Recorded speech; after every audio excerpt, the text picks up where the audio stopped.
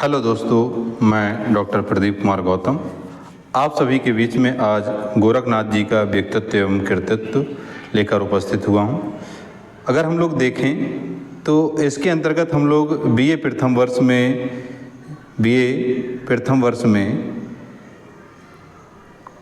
वर्ष में जो व्याख्या भाग लगा हुआ है तो उसको भी हम लोग यहाँ पर क्या करेंगे, देखने का कार्य करेंगे। यह जो व्यक्तित्व एवं कृतित्व है ये केवल बीए प्रथम वर्ष के लिए ही नहीं अपितु अन्य जो प्रतियोगी परीक्षाएं हैं उनके लिए भी बहुत ही महत्वपूर्ण साबित होगा। तो चलिए हम लोग देखते हैं गोरखनाथ जी का व्यक्तित्व एवं कृतित्व। अगर हम लोग देखें तो नाथ साहित्य के प्रारंभकर्ताओं में गोरखनाथ जी क्या हैं, प्रमुख हैं। अनेक इतिहास ग्रंथों में उन्हें गोरक्षनाथ भी कहा गया है। वस्तुतः नाथ पंथ का साहित्य आदिकाल में हिंदी भाषा के प्रादुर्भाव के साथ विकसित हुआ। गोरक्ष सिद्धांत संग्रह में नाथ संप्रदाय के पंथ प्रवर्तकों के नाम इस प्रकार गिनाए गए हैं। देखिए यहाँ पर अगर हम लोग देखें तो ये जो गोरख सिद्धांत संग्रह है उसमें जो है नाथ संप्रदाय के पंथ प्रवर्तकों के नाम जो है गिनाए गए हैं, जिसमें से नागार्जुन, जड़भरत, हरिश्चंद्र, सत्यनाथ, भीमनाथ, गोरक्षनाथ, चरपट नाथ, जालंधर नाथ और मलयार्जुन, इनका नाम प्रमुख तौर पर लिया जाता है। आचार्य रामचंद्र शुक्ल ने भी 9 नाथ क्या किए, 9 नाथ मान्य किए हैं। ठीक है ना, कितने 9 नाथ मान्य किए हैं। उपर्युक्त नाथ अनुक्रमणिका में गोरखनाथ का क्रम छठा है। इस दृष्टि से उनका समय आदिकाल के मध्य में मान्य किया जाना युक्त है, मतलब तर्कसंगत है। आगे हम लोग देखते हैं थोड़ा इनका जो हम लोग अनेक अलग अलग इतिहास ग्रंथ जो हम लोगों को देखने के मिलते हैं जो हिंदी साहित्य के इतिहास से संबंधित हैं, उनमें जो अलग अलग रचनाकार हैं और उन्होंने अलग अलग अपनी लेखनी के माध्यम से जो उनका समय निर्धारित किया है उसको हम लोग देखते हैं। तो यहाँ पर यदि हम लोग देखें तो उनका जो समय है, समय को उसमें अगर जाएं तो राहुल शंकरत्यायन जी ने 845 ईस्वी जो है माना है। हजारी प्रसाद द्विवेदी जी ने 9वीं शताब्दी माना है। पीताम्बर दत्त बड़ा थाल, यहाँ पे चूंकि था पूरा लग गया है, था आधा रहेगा यहाँ, तो 11वीं पीताम्बर दत्त बड़ा थाल ने 11वीं शताब्दी माना है। तथा आचार्य रामचंद्र शुक्ल और रामकुमार वर्मा जी ने क्या माना है, 13वीं शताब्दी माना है। सर्वमान मत इसी को माना जाता है, किसको, रामचंद्र शुक्ल जी को और डॉक्टर रामकुमार वर्मा जी को, मतलब इसकी प्रमाणिकता सबसे अधिक मानी जाती है।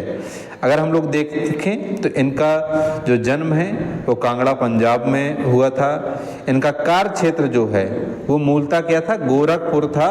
और अगर हम देखें तो केवल गोरखपुर ही नहीं, गोरखपुर के साथ साथ वो पूरे देश का भ्रमण करते हैं।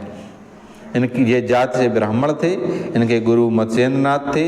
ये नाथ साहित्य के प्रवर्तक हैं। एक चीज आप लोग हमेशा ध्यान दीजिएगा कि प्रश्न पूछा जाता है नाथ, एक तो दिया है इन्होंने नाथ,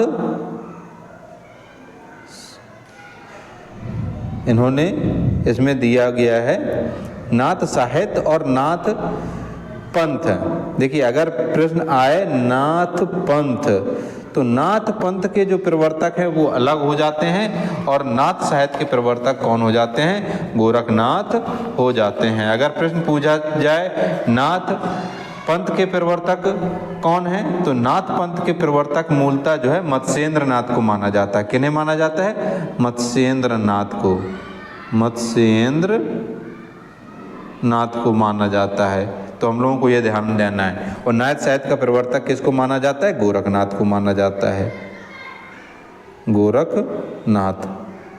तो ये हम लोगों को क्या करना है, ध्यान रखना है। चलिए आज आगे हम लोग देखते हैं।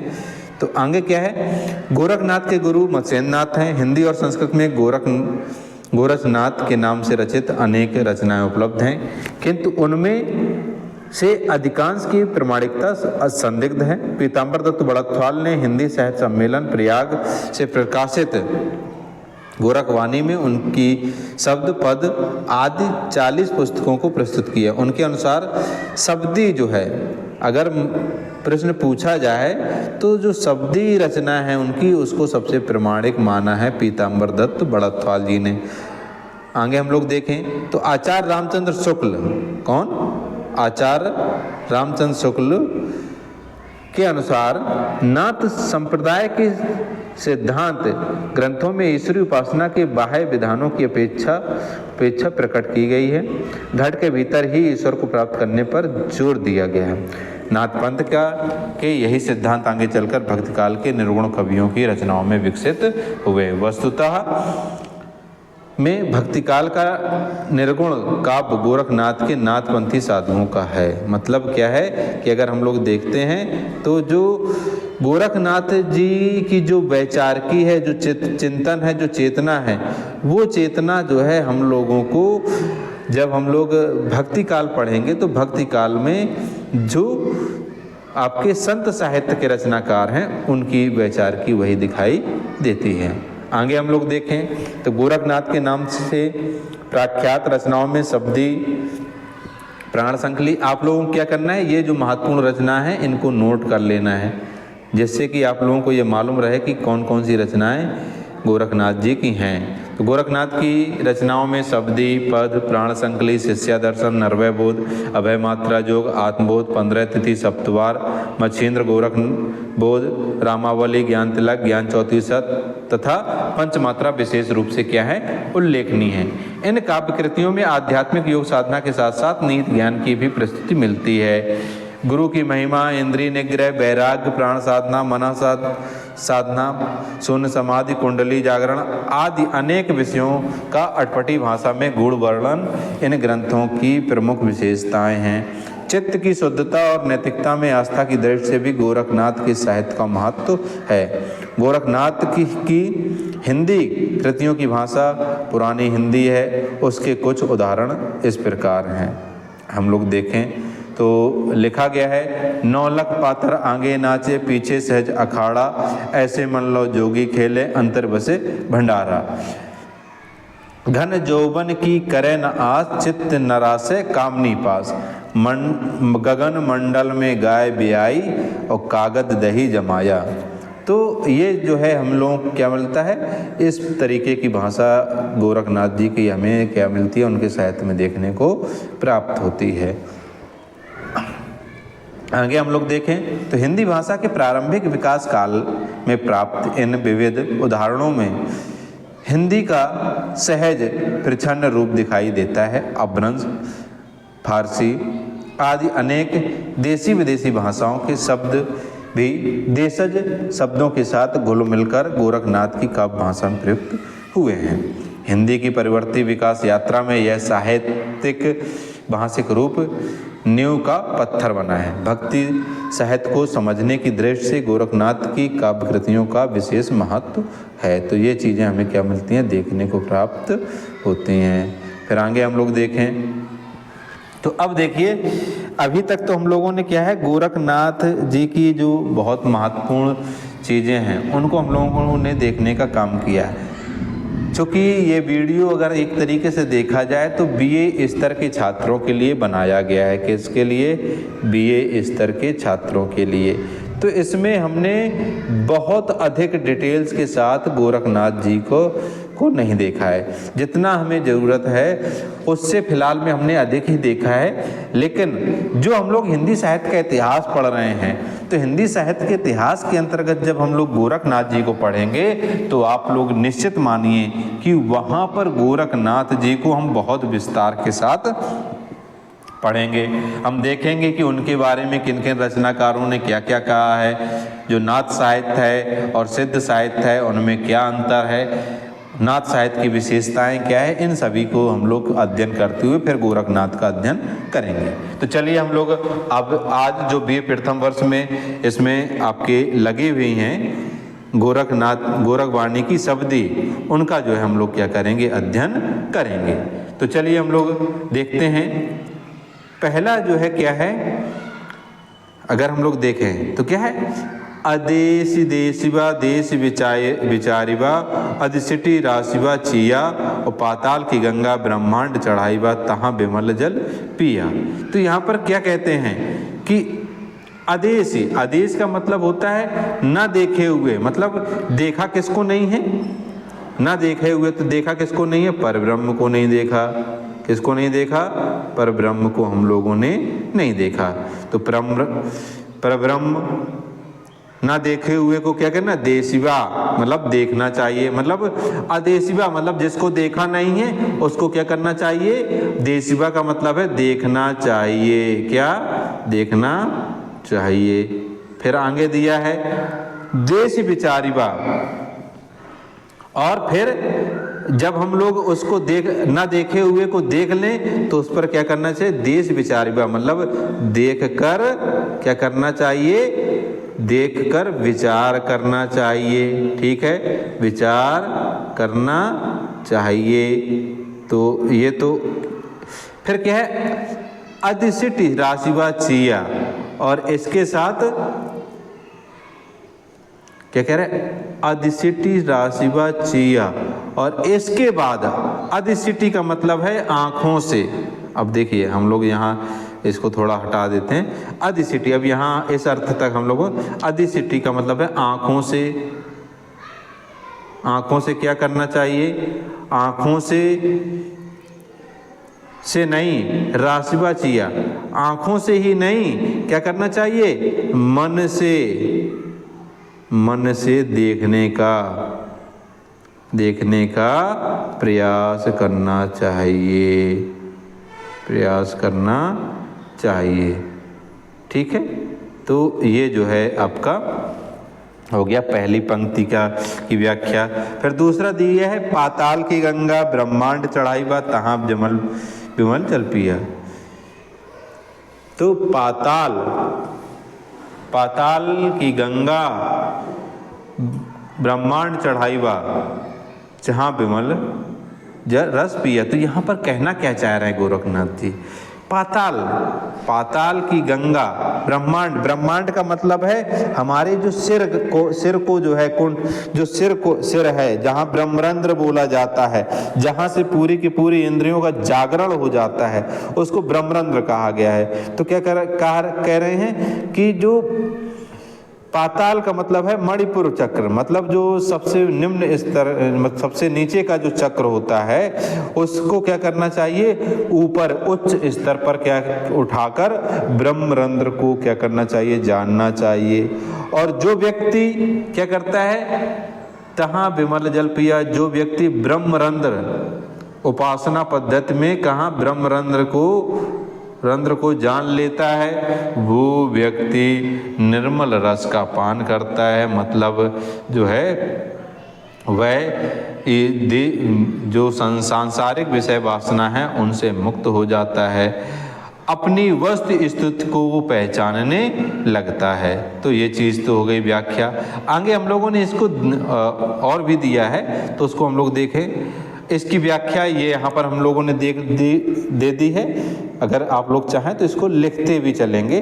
तो क्या है? ना देखे हुए परब्रह्म को देखना चाहिए, देखकर उस पर विचार करना चाहिए। जो आँखों से नहीं देखा जा सकता उसे चित्त में रखना चाहिए। पाताल मणिपुर चक्र की गंगा योगिनी शक्ति कुंडलिनी को ब्रह्मांड ब्रह्मरंध्र या सहस्त्रसार या सहस्त्रदल कमल में प्रेरित करना चाहिए। वहीं पहुंचकर योगी साक्षात्कार रूपी निर्मल रस पीता है। तो ये जो है आपका पहले पद की क्या हो गई? व्याख्या हो गई। इसके बाद हम लोग अगला पद देखते हैं।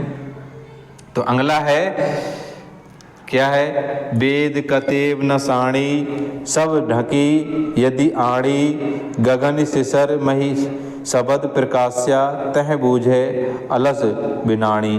तो यहाँ पर क्या कहते हैं कि वेद कतेव न साणी, कहते हैं वेद कतेव न साणी, कि जो क्या कह रहे हैं कि जो ना तो वेद कर पाए, क्या ना जो वेद कर पाए, ठीक है, और कतेव का मतलब है ना जो क्या कर पाई? पुस्तकें कर पाई। कतेव का मतलब है किताबें, तो पुस्तकें हो जाएंगी पुस्तकें। जो ना क्या कर पाई? पुस्तकें कर पाई। सब ढकी यदि साड़ी,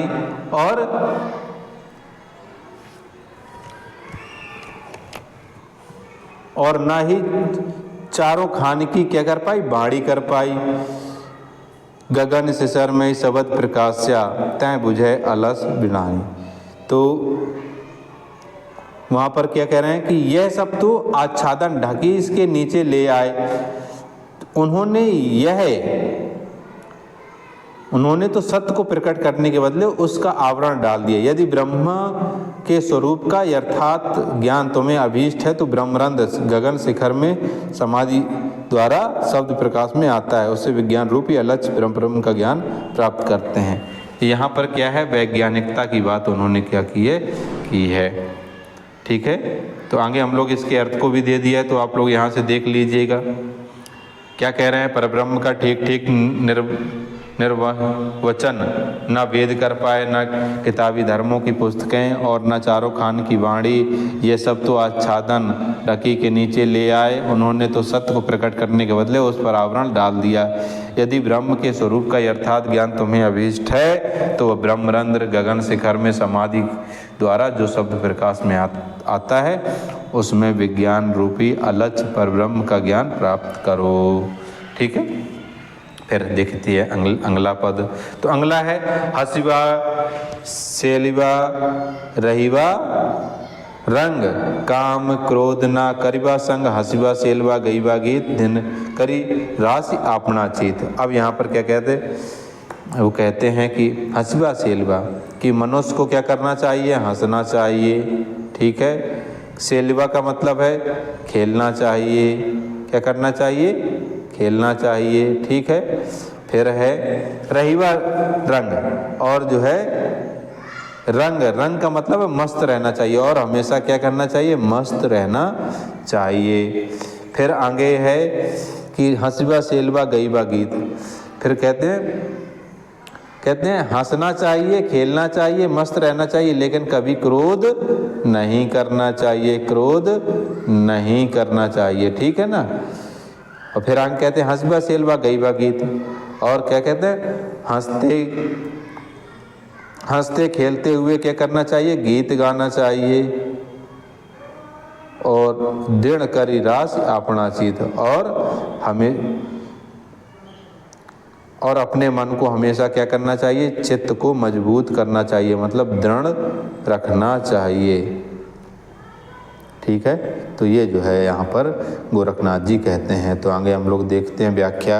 हंसना चाहिए, खेलना चाहिए, मस्त रहना चाहिए, किंतु कभी काम क्रोध का साथ ना करना चाहिए। हंसना खेलना गीत भी गाना चाहिए, किंतु अपने चित्त को दृढ़ करके रखना चाहिए। ठीक है, तो ये व्याख्या भाग हो जाएगा, इसको आप लोग जो है चाहे तो नोट भी करते चलिएगा।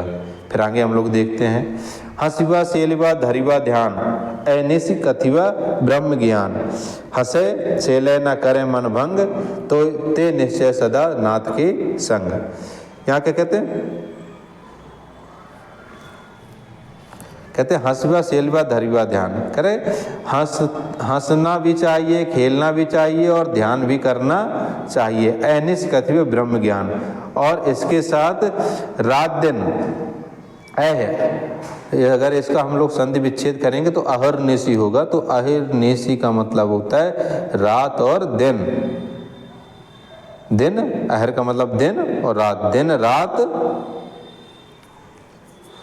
दिन रात क्या करना चाहिए, दिन रात जो है आपको कथिवा ब्रह्म ज्ञान, मतलब ब्रह्म के ज्ञान की जानकारी ग्रहण करती रहना चाहिए।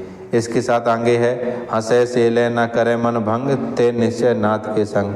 और यदि कहते कि अगर आप लोग हंसते खेलते हुए मन को भंग नहीं करते हैं, मतलब मन को भंग करने से तात्पर्य है मन में मैले विचार नहीं लाते हैं, तो निश्चित मानिए आप नाथ के साथ हैं। मतलब नाथ का मतलब है ब्रह्म के साथ हैं, ब्रह्म के आप नज़दीक हैं। ठीक है, तो यहाँ पर कहना क्या चाह रहे हैं, वो ये कहना ये चाह रहे हैं कि रात दिन तुम केवल पूजा पाठ और कर्म कांड में लगे रहो, ऐसा नहीं है। उन्होंने गोरखनाथ जी ने कर्म कांड की बात कहीं पर नहीं की है। उन्होंने कहा है कि हंसना भी चाहिए, खेलना भी चाहिए, ध्यान भी करना चाहिए, रात दिन ब्रह्म के बारे में जानने का प्रयास करना चाहिए, लेकिन अपने मन को मतलब मन में मैले विचार नहीं लाने चाहिए। कई लोग ऐसे हैं जो बाहरी आडंबर तो करेंगे लेकिन उनके मन में कटुता कालुसता भरी रहती है, तो वो चीज़ें नहीं होनी चाहिए। ठीक, तो ये हो जाएगा। फिर अगला हम लोग देखते हैं आगे क्या है। देखिए आपका ये यहाँ पर हमने व्याख्या भाग दे दिया है, तो आप लोग इसको देख लीजिएगा। क्या दिया है, हंसना खेलना और ध्यान कर धरना चाहिए, रात दिन ब्रह्म ज्ञान का कथन करना चाहिए। इस प्रकार संयम पूर्वक हंसते खेलते हुए जो अपने मन को भंग नहीं करते वो निश्चित ब्रह्म के साथ रमण करते हैं। ठीक है, तो यहाँ पर फिर अगला है, अगला हम लोग देखें तो अगला है अहनिस मन लय उन गम उन मन गम की छाड़ी अगम की कहे, छाड़े आशा रहे निराश, कहे ब्रह्म हूँ ताका दास। तो वो क्या कह रहे हैं कि अहनिस मन लय उन मन गम की छाड़ी अगम की कहे। तो कहते हैं कि जो मनुष्य क्या करते हैं, रात दिन उन्मन, मतलब उन्मन का मतलब है बहिर्मुख से उन्मावस्था में क्या करते हैं, लीन रहते हैं। छाड़ी अगम की कहें और कहते हैं कि गम जगत की बातें छोड़कर अगम आध्यात्मिक क्षेत्र की, मतलब सांसारिक बात यहाँ पर हो जाएगा। अगम गम का मतलब है सांसारिक बातों को छोड़कर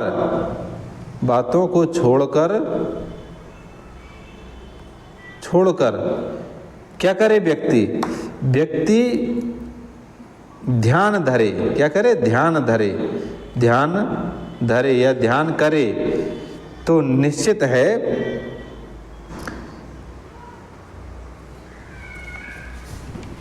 छाड़े आशा रहे निराशा। और वो क्या करता है कि सभी तरीके की साथ ही व्यक्ति क्या करे, सभी तरीके की आशाओं का त्याग कर दे और रहे निराशा, मतलब निराश मन में बिल्कुल किसी तरीके की कोई आशा नहीं रखे। कहे ब्रह्म हूँ ताका दास, तो वहाँ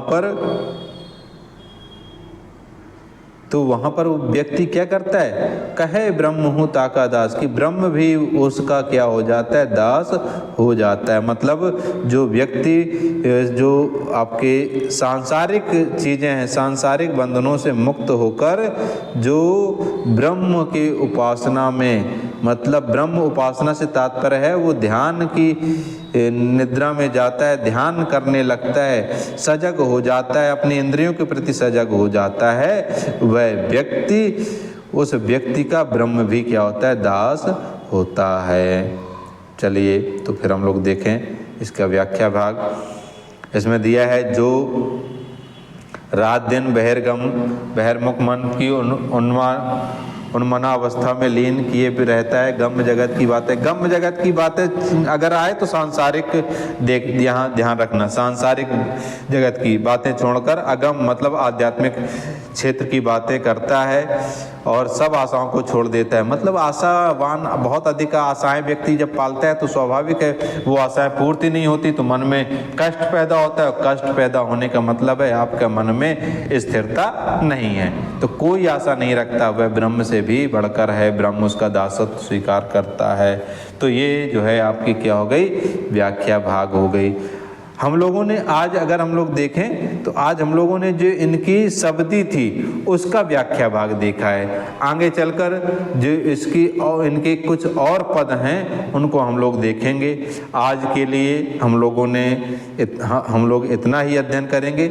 आप सभी को वीडियो कैसा लगा आप लोग कमेंट्स बॉक्स में कमेंट्स करके ज़रूर बताएं। साथ ही आप लोग चैनल में पहली बार आए हैं तो चैनल को लाइक और सब्सक्राइब अवश्य करें। साथ ही अपने दोस्तों को शेयर करें जिससे कि बीए प्रथम वर्ष के जो पाठ्यक्रम में गोरखनाथ जी से संबंधित जो व्याख्या भाग है उसको आप बारीकी तरीके से अच्छे तरीके से कंप्लीट कर सकें। आपने वीडियो पूरा देखा इसके लिए आपका बहुत बहुत धन्यवाद।